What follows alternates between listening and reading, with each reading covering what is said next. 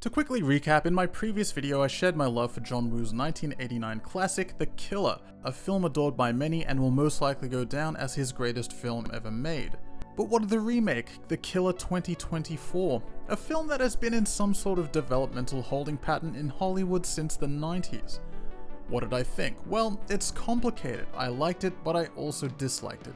It's strange. But where do I begin? Well, let's start with the story. This time, The Killer tells the story of a professional hit lady named Z, who is partly responsible for blinding musician Jen during a hit. The next day, the killer is ordered to finish off Jen, however she refuses to do so her handler or her boss Finn wants her out of the picture. There's a drug plot line involved and it links the singer Jen to a man named Coco who was involved with the drugs. There is also a cop, Say, who is interested in solving the drug case, which also ends up involving the killer due to her being contracted to kill a group of men who stole the drugs. Wow, now that I've written it down, I can see a bit of a problem. There's a lot of moving parts in the story and it's not easy to give a brief summary. Now, because my feelings for this film are mixed, I'm going to give a list of all the things I disliked and then go through them one by one, and then go through what I enjoyed and do the same. So let's start with the bad. I'm going to be clear here, honestly I don't mind that they changed the story, the locations, or the characters. I'm all for a bit of a shake-up, and as I said previously, the original is inspired by French film Le Samouraï, but the writing felt a little contrived. At times it felt poorly delivered too, almost unnatural. The bond with the killer and the musician didn't really feel established at all either. Maybe that was the intention. But with the gender swap, it's a shame because as close and connected as the characters are in the original film, this iteration doesn't take advantage of that swap in any way. Ah Jong has a strong bond with all the characters he's close with. Even his friend who betrays him is forgiven and redeems himself in the film. In the remake, you don't really get a feel for this connection, especially when Z is ready to just abandon this girl at one stage. I suggest you tell me, or I dump you in the street. Yeah, I'm not really feeling the love.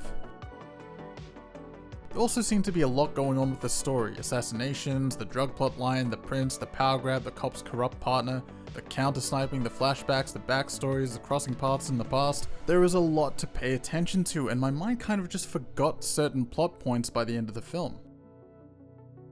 The score in this was just off. It feels like there was no heart in it. I do enjoy the main theme, but other than that, it's just generic TV show music for the most part.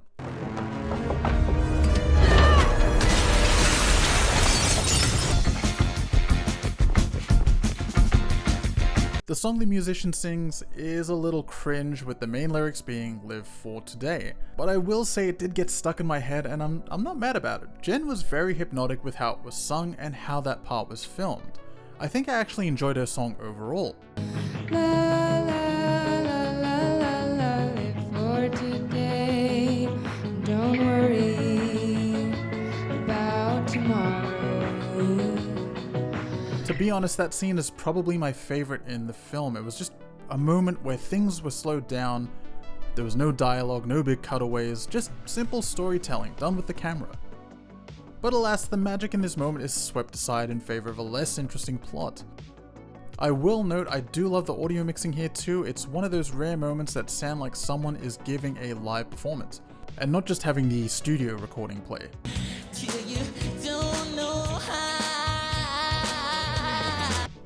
Her count into the chorus was a really nice touch as well, like something about it just seems relatable. If a complaint in recent years is that movies and TV shows are too dark, never fear, because the lighting in this and other media like it is that it's too well lit, and everything is a little too clean. There's a scene with homeless living out of cardboard boxes under a bridge, and even that kind of looks glamorized through the lens of the film. Because every scene is so well lit, it gives this film, a film about a killer and a blind girl, a feeling almost too pristine. This is the general vibe I did get from the film. Everything is clean. The film is called The Killer. Where's the grit? Where's the down and dirty? Torn clothes, bloodstains, and casual dress. It's so clean that the second I saw someone with a slight crease in their shirt, my immediate thought was, iron that. Whilst poor lighting can be problematic, over-the-top brightness like in this film was almost distracting and feels artificial. Okay, now that we have what I don't like out of the way, let's get on with the good.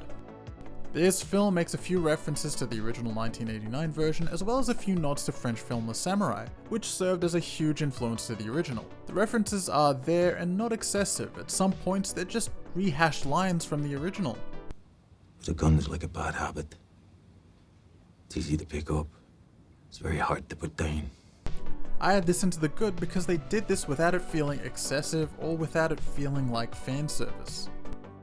Now, the directing is very woo. There are some instances with some interesting editing ideas and effects which felt like his experimental side coming out to play. There is a lot of dialogue in this film, so there aren't that many shots that just allow the camera to tell the story, but I feel like John did a great job navigating the dialogue. There are these strange single shots that flip back and forth between characters, and I didn't like that at all. It felt out of place with respect to this film, but other than that, I enjoyed everything else.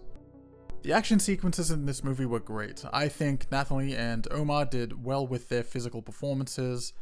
There was certainly a lot of them, and for the most part you could tell they were doing the work. A special mention to Ariela Angel, who played a very domineering and tough henchwoman. The fights were well choreographed and framed nicely. It's certainly not as violent as the original, but I wouldn't really expect it to be. The Hurricane Rana was a nice touch. Now, in terms of stunt work, I was impressed. There were a lot of close calls and a few impressive bumps taken. And much like old school Hong Kong's 80s action films, the stunt people certainly have their moments to shine. Overall, if there was one word I would use to describe this remake, it would be safe. From the story to the aesthetics, whatever risks the original took are softened for the remake. This version feels like it has been designed to be easily accessible to anyone. It's an interesting take, and I can almost appreciate the fact that it has a clear point of separation from the original. I just wish it took more risks and built up these new characters. I do feel like most people I know would probably rather watch the remake over the original, and as much as I hate to admit it, the new one just appeals to that wider audience, who have probably never seen a John Woo film, let alone a Hong Kong action movie. And that's fine, a casual movie watcher can put this on and enjoy an action flick, not have to think too hard and embrace the happy ending without having to ponder on the complexities of the film's undertones. Not that I think that the remake has any undertones to begin with. Overall, I give The Killer 2024 3.5 stars. It is a pleasure to see John Woo doing action again. I certainly think Silent Night, released last year, is a much better film, but I do hope to see more of Mr. Woo soon. That's it for this video, and if you've made it this far, thank you to you. Take care of yourself, and I'll catch you in the next one.